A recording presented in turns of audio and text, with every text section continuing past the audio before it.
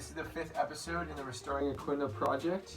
In this episode, I'm going to keep chipping away at the different woodworking projects that need to be done and general things for the refit. It's still a little too cold for like epoxy work and stuff like that, and it's just generally not that fun to be doing a ton of work outside right now.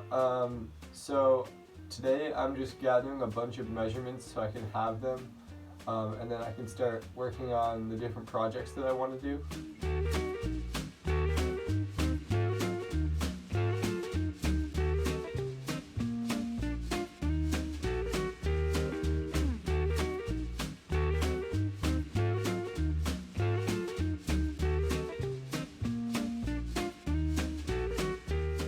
I then went back to work on that piece of wood that goes underneath the traveler, and here you can see me transferring the screw holes onto the new piece of wood.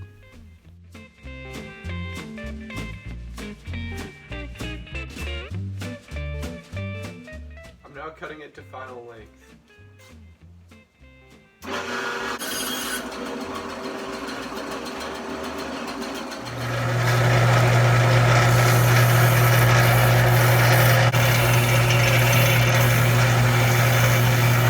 To put the chamfer on, I first did a practice piece to make sure that my router skills were ready, and then I put the router in the vise and then put the chamfer on that way. I thought this would be better because it's such a thin piece of wood. I thought that with me holding the piece of wood rather than the router, it would give me more control. Alright, so I think the chamfer went well with the router. I knew with the mahogany and with like an older bit, I probably would get a little bit of burning. I got a little bit here, and then on this end grain on the add-on piece. But that's nothing that I can't get out with a little sanding. So the plan now is to take out the screws and put caulking in the screw holes, because I'm going to try and get the holes on the new piece of tow rail lined up as well as possible with the holes on the deck. But I don't know how exactly precise I can be, so I want to have the holes sealed, and then I'll re-drill them when I actually go to install the tow rail.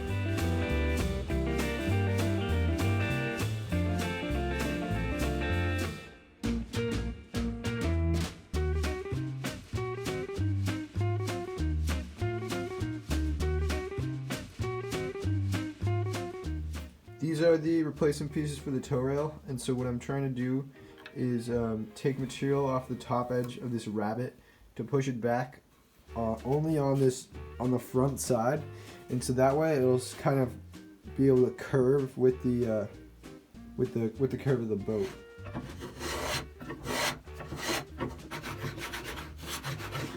In addition to the fuel filter and fuel system and anode, I also have to figure out how I want to trim the engine and how I want to move it up and down so I can get it more hydrodynamic in the water, or make it easier to get out. So this bar is what allows you to trim the engine up and down, and how it works is you're supposed to push this in and then pull this out, and then allows you to slide it in and out and then move the engine up and down. But it is really seized right now, so I've been hitting it with penetrating oil and the heat gun, and then whacking it with the hammer, trying to get it to move. So far it hasn't, but I'm just going to keep working on it today, and hopefully it'll start to move. Alright, here we have the combings back up on the boat. I'm not going to install them now, but we run out of space in the garage, so my dad wanted them out of there, so I'm going to bring them up on the boat and just put them in the V-berth for now. But yeah, they look really, really good. I think it's going to make a really dramatic difference.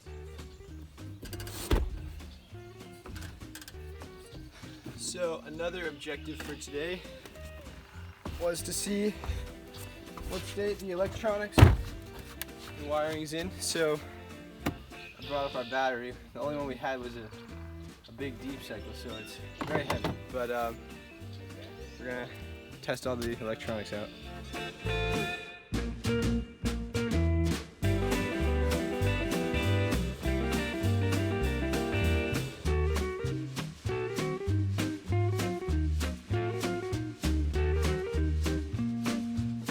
Yeah, so I brought the battery up here, but we didn't even bother trying to connect to it. We were trying to figure out the system that the previous owner had, and it appeared that he had the battery maybe in this locker here underneath the port berth, and he would connect it with these, but it wasn't even worth trying with these.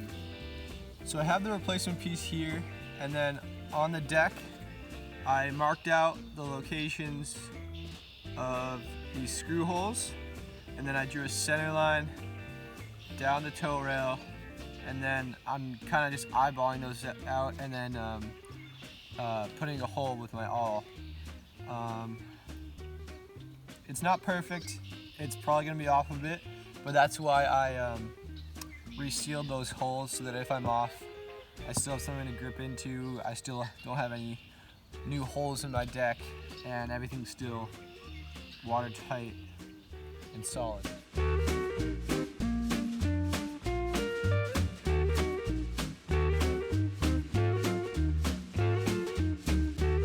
There we are with the first one in, and I drilled out the countersink, which will be filled with a bung like everything else.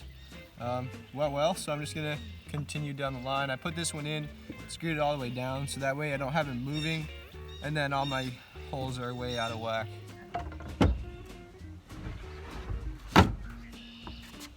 So I'm calling it a night because it's getting pretty late and it's supposed to rain fairly soon. So I'm also going to call it for this episode. I put blue tape over the holes that I drilled in the tow rail so that no water gets in. I really wanted to get the caulking in and actually get it all set, but I didn't want to rush it, and the caulking needs plenty of time to dry before it can handle water and all that. So I wanted to do it right, so I'm going to wait. So I have the holes covered with blue tape, and I'm going to get that done once all the rain's gone and it's nice and dry. So thanks for watching, and tune in next time to see me finish the tow rail.